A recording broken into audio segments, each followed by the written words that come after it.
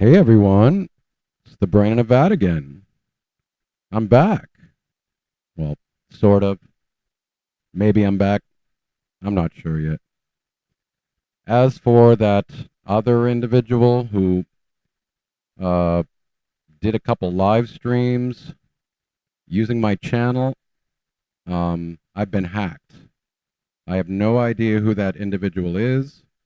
He's some sort of vagabond, I presume. He clearly needs a shave and he should probably quit smoking, but that's not me. So I'm back.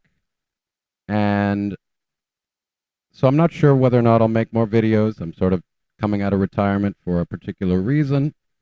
I have plenty of other bigger things on my plate these days in my personal life, and I still don't really have much motivation to spend the necessary time to make entertaining videos and collect and edit video content. It's a lot of work for not much return. But I did want to write this script and publish it for what it's worth. And I was even warned by some of my friends to not discuss this topic. But I think I'd have a problem respecting myself if I refused to speak up simply because someone has a large following or dangerous cult followers and a history of doxing, defamation, and going after people in real life. So I'm going to say what's on my mind. Besides, I've taken on a lot larger players than a country singer in the last decade. As part of the scientific skepticism community and my large Facebook platform, we've gone after some very big fish over the years and had some quite impressive results, actually. We've lobbied large corporations to fire celebrity spokespeople and rendered far larger pseudoscience and conspiracy theory peddlers effectively impotent and dead in the water. Giving into intimidation is what these people expect. So to the extent that we are willing to accept the consequences, I think courage and risk are often quite necessary. So in this video, I'm going to lay out the problem, the consequences, and even the possible solutions to social influencers wielding disproportionate power and doing real harm in the world. And it's likely going to be long and quite technical, philosophically speaking. So here is your TLDR, or too long didn't listen warning. And for those who wish to leave and have better things to do, I wish you all a lovely day or evening, depending on your time zone. And for any of you willing to listen until the end, thanks for your time and concentration. For any of you who have followed my work, educating and writing on science and philosophy, either here on YouTube or on my other platforms over the last decade, you might have heard me discuss my Revenge of the Layperson thesis. I've even made a video on this channel about it, and my concerns about runaway relativism, writ large. So in this video, I will simply piggyback on many of those same arguments in the context of the harm of social influencing. So the case study, or the lens through which I'll be presenting the argument today, is the problem of a particular individual named Ryan Upchurch, who has suddenly decided to engage in and ultimately become the new king troll and most dangerous influencer in the true crime ghetto. But before we get there, allow me to set the stage a bit. And one other note. Traditionally, I've tended to make long, comprehensive videos where I collect all of the video evidence and refute all of the arguments one by one. But I think I'll simply begin by making a purely reasoned argument this time, and I may possibly address all of his other insane claims in other videos. Yesterday, for example, on my community post, I already exposed his incoherent reasoning using his anagram and pseudoscience numerology logic. And this guy has even gone as far as claiming that the party that Kylie attended did not even happen, despite the fact that the police have already put on the record that they have questioned at least 100 party participants thus far, and eyewitnesses clearly place her at that event. Not to mention, this guy, this Cornbread boy, claiming that a black man has white legs based on nothing but a blurry short video clip inside a car. This is derp-level logic at its finest, ladies and gentlemen. That same individual has now shown himself on camera, including his legs. So let's get started, shall we?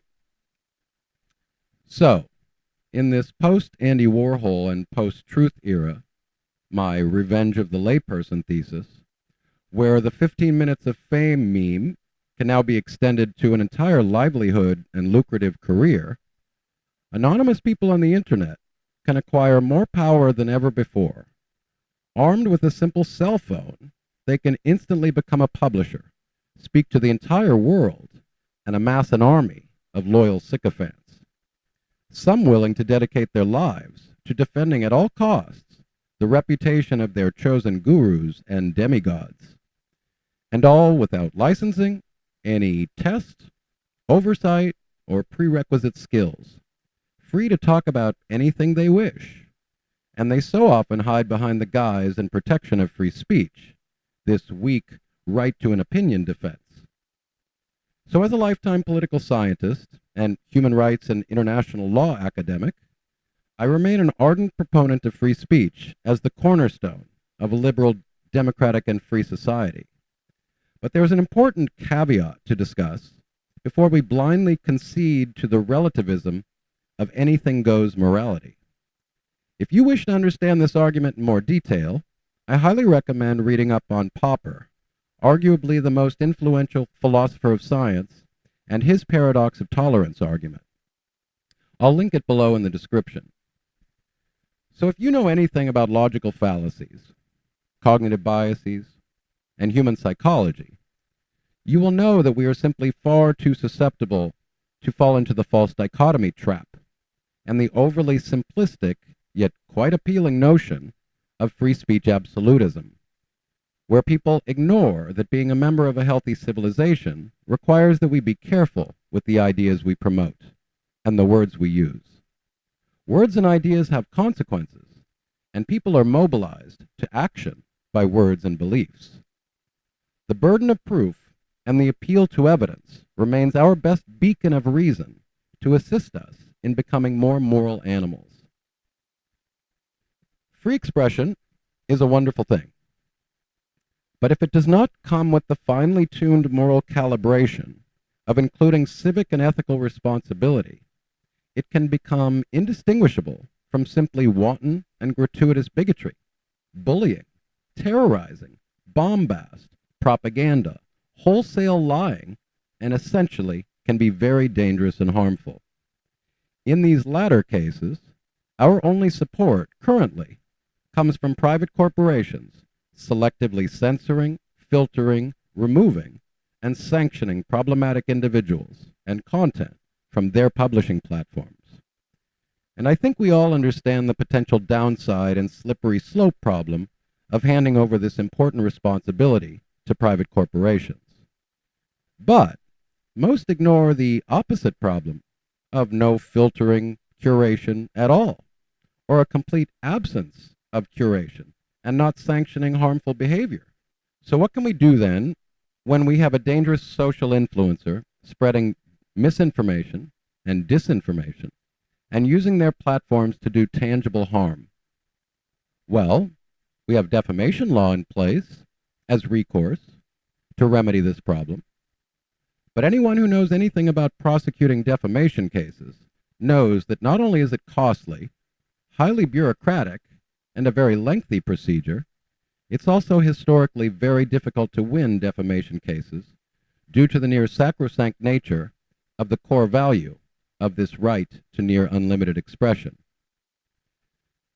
So, what other recourse do we have? Well, the obvious answer is to use that same very weapon against them, that right to expression and criticism. So we are all equally armed then, aren't we?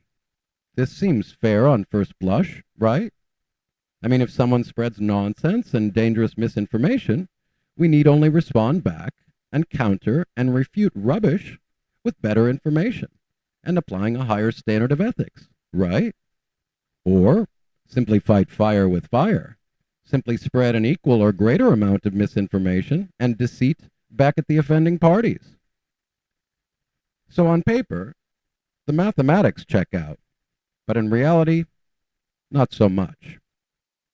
There are a host of reasons why bad information can persist and propagate without any seeming impediment. One such increasingly important reason is that people tend to exist in silos and tribes, where not only are they served up and exposed to only a limited set of information due to social media algorithms and limited time, they also simply make choices as to what to look at and listen to and what to avoid. They do their own selective curation. Because if you tend to like or agree with a particular perspective, you're unlikely to seek out or accept any conflicting points of view. This is largely driven by phenomena such as cognitive dissonance and confirmation bias, where your brain evolved to simply block out ideas and things you are averse to. And then there is the old maxim that a lie can travel halfway around the world before the truth can get its boots or pants on, depending upon which version you happen to find. And now, to the crux of this essay. Another reason that the logic of equality of ideas and influence breaks down occurs when any particular individual or a group of individuals have disproportionate power, numbers, or economic means. And I would add to this zeal. Some people are simply more committed to ideas than others, and they can become so radicalized and dogmatic that they are both figuratively and literally willing to die for them, and in turn, willing to harm anyone criticizing them. In this context, then, we simply have to accept that cults of personality are a thing. It shouldn't even be controversial to you. Look how fanatical people become over politics, or how committed they can become to their preferred politicians, celebrities, actors, or musicians. Cult-like behavior, which is simply a manifestation of strong tribalism, is omnipresent, and it does not cease to exist outside of religious affiliation.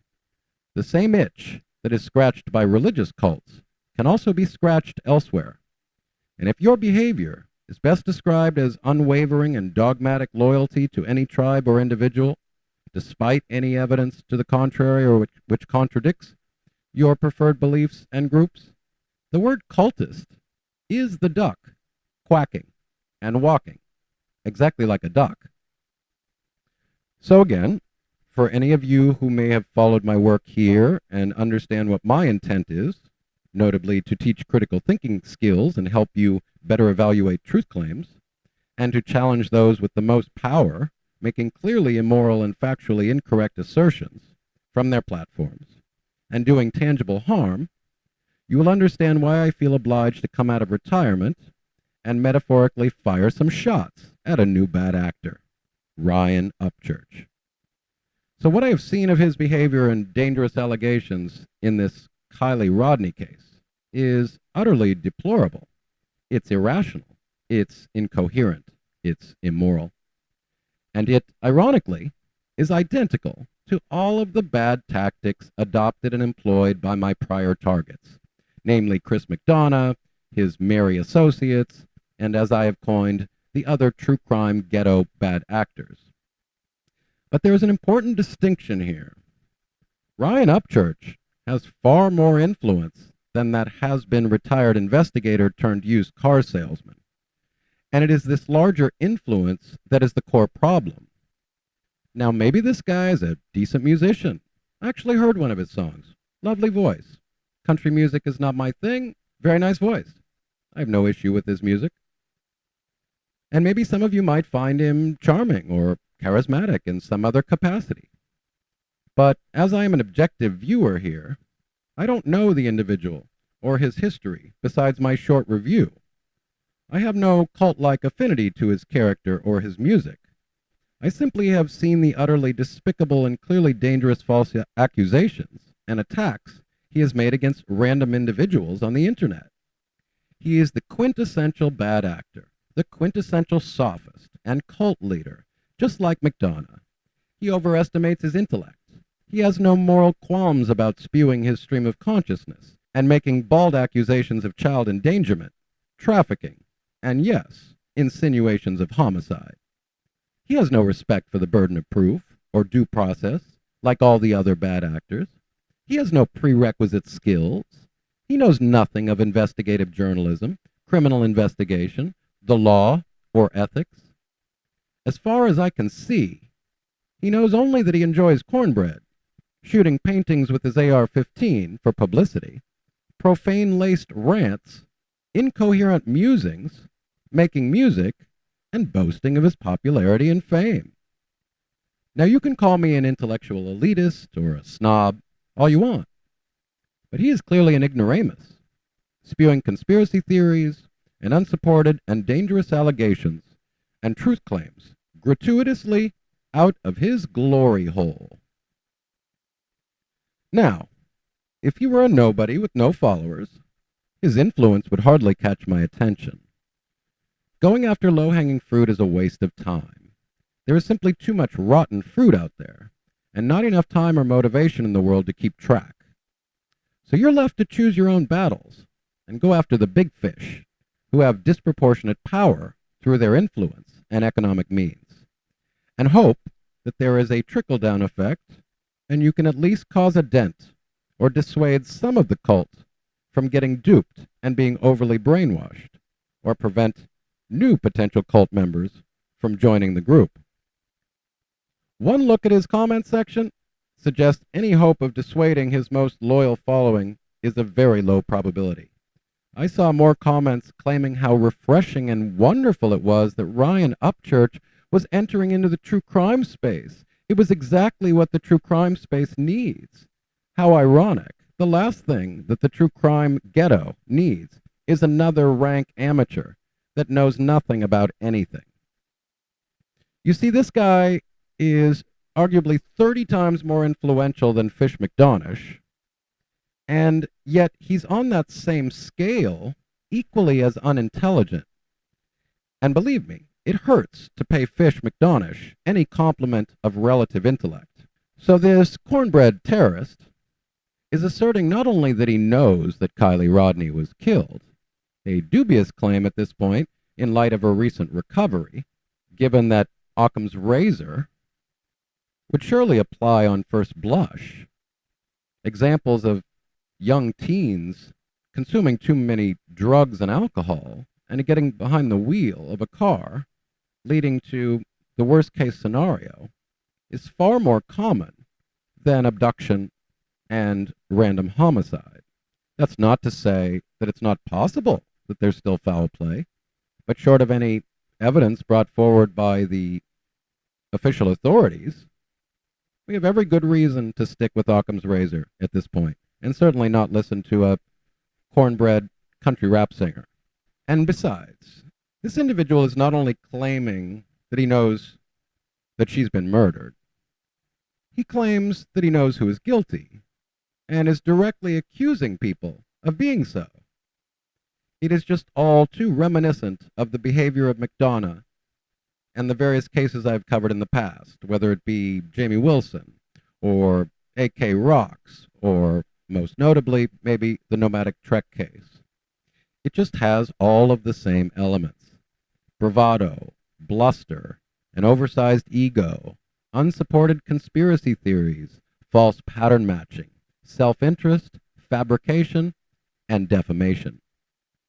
You need only watch him employ numerology and anagrams as evidence of child trafficking aimed at one of his targets, or watch his sycophants obsequiously bow down to him while doxing, terrorizing, and running off of social media smaller players who succumb to the bullying out of reasonable fear and intimidation. Every single one of his claims are easily exposed as poor logic, as ignorance, and just the standard Dunning-Kruger effect. This is a cocksure ignoramus who overestimates his reasoning skills and does not have the integrity, moral standards, or self-awareness to concede and apologize. So he's simply going to double down, invent new conspiracies, all in an effort to save face, like all of the other bad actors.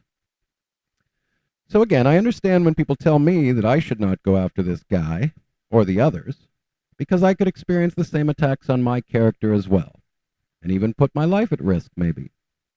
But to allow these morons, these charlatans, to intimidate, threaten, bully, and try to crowd out the truth or defend the innocent and falsely accused, simply because of their sheer size and power, is just to validate them and to guarantee that this behavior and their success will continue to thrive.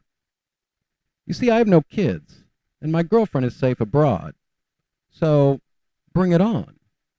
But do yourselves a favor, ignorant clowns, and read a book or two from people far smarter and more moral than you will ever be. Try to actually formulate coherent arguments, learn critical thinking, employ logic, and honestly address the arguments of your critics. If all that you have is beating on your prepubescent chests, like the ape that you are, and employing intimidation tactics, you lose, and you expose yourselves as lacking the conviction of your beliefs.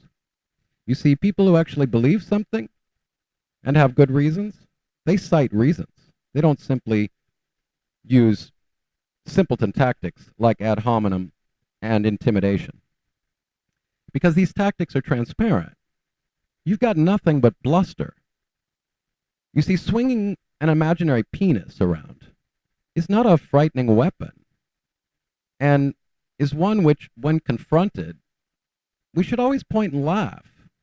These are moments where we all point, like the little boy in the story, and yell out in unison, "The emperor has no clothes," because you got nuttin', bruh. Now, by the Cornbread boy's own logic, I'm not famous, and I have very few followers to speak of. So I might escape scrutiny, as, well, I'm small potatoes on YouTube, but I wouldn't care regardless. That's not actually an argument, but rather a concession. And to any of the freak squad, creek squad, that wishes to take pop shots at me, try your best. But at least try to form a coherent sentence that I can respond to and address my actual arguments. Don't use the straw man approach of the typical simpleton. If you think you've got the intellectual guns to take me on, do your best. I don't need actual weapons, and I don't go real life. I employ only words. And you're cowards if you're afraid of a few words. If the best you got is fuck you, you're a loser. You, in fact, have conceded and are effectively the loser, regardless of whether outsiders are convinced by that hollow, vacuous rhetoric. So to conclude, I have a personal message to the cornbread terrorist himself. Mr. Upchurch, sir, apologize to all of your members, and personally to those you have baldly accused of heinous crimes. Admit that you have no idea what you're talking about, and that the attention of your doting groupies has gone to your head. Stick to singing and enjoying cornbread. Let the professionals and authorities deal with true crime cases. We have enough sewer rats in the ghetto, as it is. You mocked the true crime ghetto, and yet now you're the king troll of the true crime ghetto. An immoral, profane, functionally illiterate, irresponsible ignoramus who has doxed and accused seemingly innocent people of felonies, murder, and child trafficking simply because you're in love with the ideas that bounce around your little skull. There's nothing wrong with admitting that we are ignorant. We are all ignorant to the majority of things.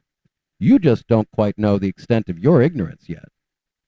Now, by my lights, based on my extensive legal background, you've clearly engaged in illegal defamation and should rightfully be sued back to the Stone Age where you belong. But as I mentioned, you'll likely skate scot-free. So, own your mistakes. Call off your dogs and flying monkeys. Apologize and move on to something you're qualified to speak about. You see, that would be the moral, adult, and responsible thing to do here.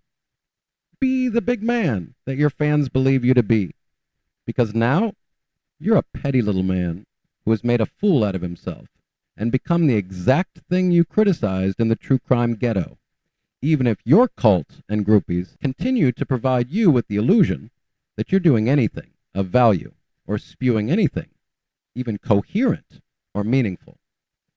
And for the record, you might want to recognize that by the same illogical standards and methods that you have insinuated other people into your insane conspiracy theories, you could equally be accused of the same and worse. It would be a cakewalk to simply copy your videos and replace your name as the target, and make a host of spurious claims and suggest a host of odd links and strange patterns which would signal to the crowd that you are actually responsible for all of this. Maybe you had something to do with Kylie's tragic demise, or any other crime for that matter. And maybe someone would behave just as you and your monkeys and stalk you and expose your location and activities in real life. It would be interesting to see how you would react if the shoe was on the other foot. But you see, I don't engage in dishonest sophistry because I have to look at myself in the mirror every night. And to the extent that some have suggested you might be having some sort of psychological episode or otherwise be under some form of duress, I hope that you get the mental health assistance that you so desperately need. But as it is, any compassion I would otherwise show for you is far outweighed by the need to expose that you're a very dangerous fraud, a charlatan, and that you're going to get someone killed if you continue on this path. And that's all I have for you today. Scientific Skeptic signing off. Jusqu'à la prochaine fois, mes copains.